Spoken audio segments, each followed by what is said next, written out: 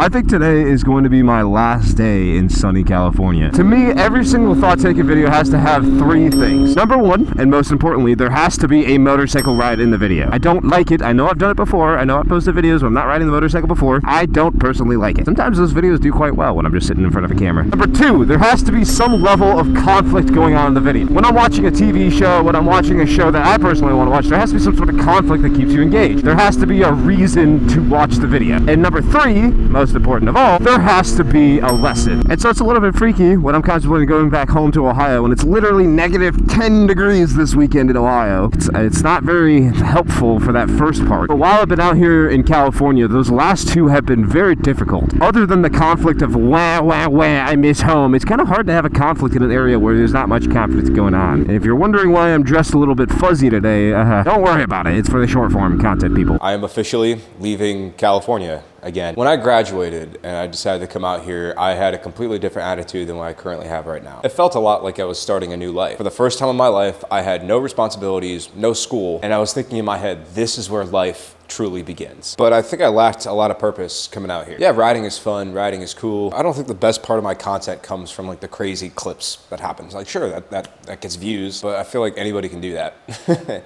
Anybody can just set up a camera, do a skit with a friend, park up at a gas station long enough for a homeless person to come up and have something happen. I don't think that's what makes me special. The people around me make me who I am. Growing up in Ohio makes me who I am. And I think that's why every single time I come to California, it's fun for like a week. But I don't think I could ever live that influencer lifestyle. With that being said, I got the bikes loaded up in the truck. And currently we are looking at a 33-hour drive home. And this is what the weather looks like when I get home. It's literally supposed to snow tomorrow and I'm hoping I don't get caught in a snowstorm. The day after I get home, it's supposed to be -7 degrees Fahrenheit out. The sense of adventure in the beginning of a road trip where we have no idea what's gonna happen. This could go wrong in several ways. Could pop a tire, a bike could fall over and scratch another one. The entire truck could just break down and I'm left out in the middle of the Rocky Mountains with nothing. I could be homeless. Maybe a hotel doesn't have any room for me. I'm trying to train my brain to think of more positive scenarios. Like instead of the worst case scenario, what's the best case scenario? It's hard. It's really difficult to train your brain. Like let's think of the best case scenario that I power through this trip, get home, nothing happens, unload safely, and I'm back home. Cuddle up with my girlfriend. I don't know. I guess we'll find out. All right.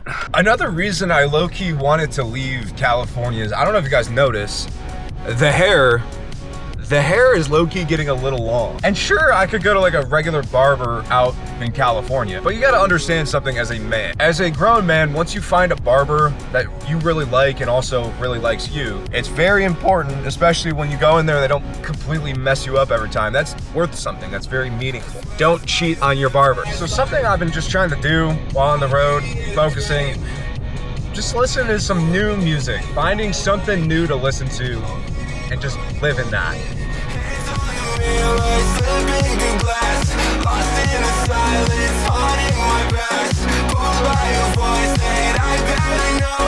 I'm pretty sure that's the Mexican border over there. I've always wanted to go for a ride in a different country. I'm not really afraid of a different country, it's just I don't have a passport. I did not grow up going on big fancy vacations to other countries. Never had a passport. I know it's a little bit of a complicated process to get, but I thought it'd be really cool, first of all, take a trip to Mexico. Maybe in the summertime, take a trip up to China. I thought that would be a really cool place to go riding. And I was talking to a few buddies of mine about going to either Afghanistan, because I know the Taliban, they like American tourism, they want dollars. That would be like a sensible choice to go try to ride in Afghanistan. I thought it'd be cool. It's either that or like the holy grail of going to a different country to go riding motorcycle, I thought would be North Korea. I don't know why, although I do know why. It's an authoritarian regime. But now that I'm saying that, I don't know if I can ever go now. No, I love the DPRK. They're great civilization. I want to go to North Korea. I think it would be an awesome place to ride in. You just got to be like ultra careful and like don't steal a poster or something. It'd be a really cool place to go riding and just like follow the speed limit everywhere you go. I don't know. Sand dunes over there, that's kind of cool. See a lot of cool sights out here. Just desert.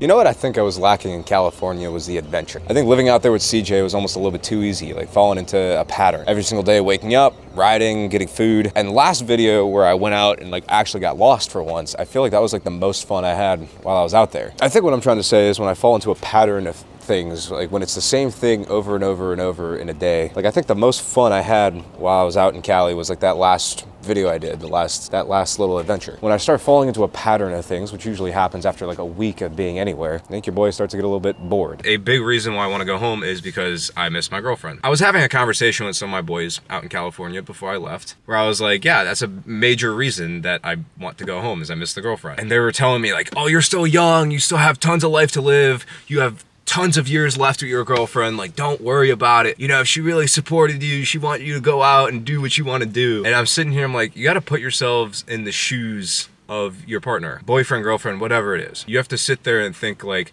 what if your partner went out for 2 weeks, 3 weeks, 4 weeks? Like, yes, you want to be supportive of them, you want to be there for them, but at the same time, like, you're gonna miss them too. I would miss Eve if Eve went out on an adventure for 4 weeks. Like, I would. And another thing, something I think about very often is, like, yes, you have a lot of time. Like, yes, I still have a lot of years left with Eve, but here's the thing, like, we're only getting older. And I think that the time spent when you're younger is much more valuable than the time spent when you're older. When we're young, that's the time we can go on, like, hikes and do, like, physical things and go out and enjoy our youth together. And something I worry about often is I'm not spending enough time with Eve while I'm young. That's valuable. And so yes, you could argue that relationships are a dream killer. Like, yes, I'm not following the dream, I'm not living out 3 months out in California. But on that same limb, it's like, could you say friendships are also a dream killer? Because I miss my friends too. You don't want to go through your life as just like gray person with no relationships going on in your life and just being a what do you call it, nomad? Like, you just go place to place without ever settling down. That's not really how I want to live my life. I want to live my life with complex relationships, and unfortunately that requires time and management. I even say unfortunate, because that's the magic of it. And that's sometimes requires me to cut a trip short and go home a little bit earlier. Not to mention, this trip cost me a lot. Sun is unfortunately setting on this fateful day, so it means we're gonna be driving for probably a few hours in the dark in the middle of a desert.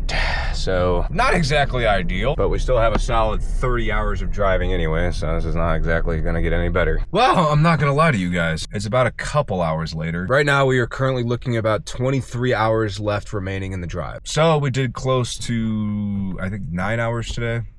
Not bad for a first day considering I had to load the bikes up. However, we do have a little bit of information. It is now currently 24 degrees Fahrenheit outside. I have not yet stepped outside or felt the air outside. I'm not looking forward to this. I mean, it's cold. It's nothing I'm not used to. I mean, like, I grew up in Ohio. I'm used to the cold. It's just, is it too late to turn back around? Is it too late to go back? Oh, it's so freaking cold. I forgot what it felt like. I mean, I'm used to it. It's just like, man, I was so used to that summer weather. All right, I'll see you guys tomorrow for day 2. Well, good morning, ladies and gentlemen. It's another beautiful day out here in New Mexico. You know what really shocks me about New Mexico in particular? I've never been to this state, by the way. This is my first time in this state. They only have 86 gas. I have never seen such a low octane at a public gas station before. I almost feel bad putting it in my truck, but I ain't overpaying for gas right now after the hotel. They really are not joking about New Mexico being a desert, though. It's like, I mean, it's a little hard to see from the position I'm in right now.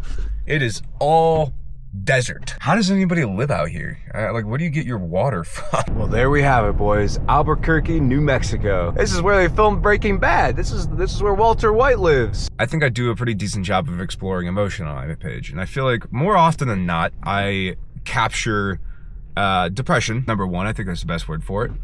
I capture the times where I'm feeling down, try to analyze it, and try to move on from that. And I feel like something I don't do good enough on this page is I'm not good enough at capturing the good sides, the happy times. I think a lot of it is because whenever I'm really happy, I unfortunately don't have a camera or a camera like this on me to talk to a camera and capture that moment. So I'm really happy I brought this camera with me so I could talk during this road trip. Because right now, more so than a lot of times in my life, I'm really happy. I think really all you need in life, at least for me, in my opinion, is a little bit of adventure. Getting out of the house, making yourself a little bit uncomfortable, putting yourself in a weird situation, a place I have never been before. Hello, Chipotle. I mean, I've been to Chipotle before, but you know what I mean? Like, I've never been to Albuquerque. Mr. White, we're cooking.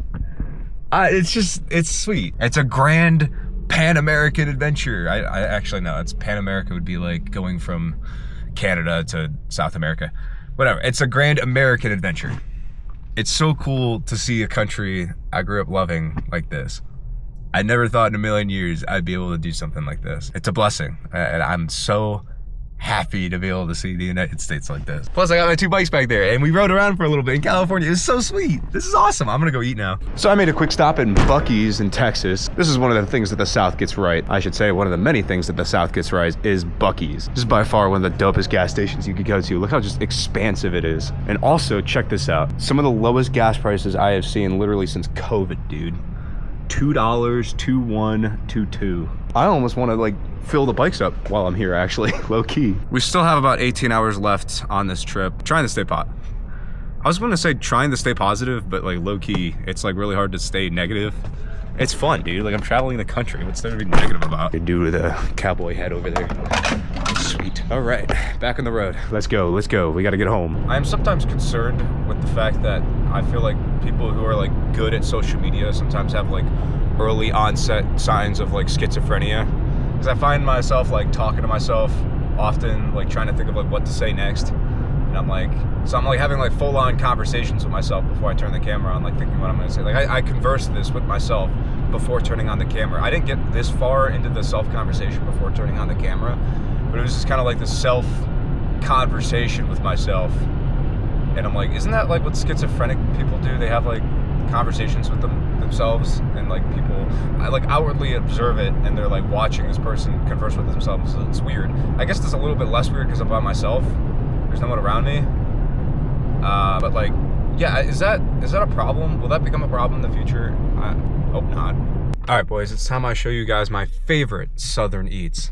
This place destroys In-N-Out. I'm sorry, it just does. It's way better than In-N-Out. Just like that, boys, we have another 14 hours to go. Over the halfway point, though. We are somewhere out here in the middle of Missouri. It's been a long and arduous journey. We still currently have about 10 hours left on the trip. And again, as a reminder, it is 1 a.m. I could get another hotel and just kind of do the responsible thing and fall asleep, but the problem is, you see, I'm really trying to get there while it's still above 20 degrees Fahrenheit. And Cleveland, unfortunately, is going to be dipping into the negatives very quickly, and then a winter storm following that very shortly after. So do I power through and just drive straight all the way home to try to get home when it's at least somewhat warm out? I really don't want to be unloading bikes in sub 20 degree temperatures. It's too much of a hassle. But if I can unload the bikes when it's above 20, that would at least make things a little bit better. And obviously we can't really wait for another day, so decisions must be made. We gotta figure this out. Holy cow, boys, 35 minutes. I really questioned if pulling the all-nighter was the proper decision. I am exhausted, I'm beat, I'm destroyed, most tired I think I've ever been in my life, struggling to stay awake. 0 out of 10, not recommended. Pulling an all-nighter driving, not fun. Not fun.